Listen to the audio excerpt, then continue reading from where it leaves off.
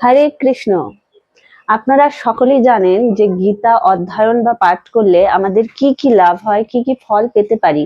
কিন্তু আপনারা কি জানেন যে গীতা দান করার ফলেও আমরা অনেক লাভবান হতে পারি? আপনি আপনার ঘরে যদি ভগবত গীতার থেকে থাকে, তারপরে আপনি নিতে চান না, যে আমার ঘরে তো আছেই একটা, আমি আর কিনে নিয়ে কি করব। কিন্তু আপনি যদি এটা নিয়ে আপনার কোনো আত্মীয় স্বজন, বন্ধু বান্ধব বা কাউকে দান করেন বা কোনো বৈষ্ণবদের দান করেন, তাহলে আপনি অনেক উপকৃত হবেন। চলুন আজকে জেনে নেওয়া যাক যে গীতা দানের কি। 1 নাম্বার হচ্ছে আপনি সকল পাপ থেকে মুক্ত হতে পারবেন।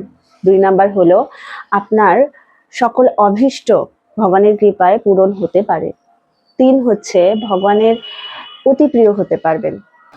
4 ভগবানকে সহজেই সন্তুষ্ট করতে পারবেন। 5 হচ্ছে আপনি ভগবত ধামে বাস করার সুযোগ লাভ করতে পারেন। 6 হচ্ছে আপনার জীবনকে আপনি কৃতার্থ করতে পারেন। হরি বল। তাই আপনারা অবশ্যই, বিশেষ করে গীতা জয়ন্তীতে আপনারা ভগবত গীতা অবশ্যই দান করবেন।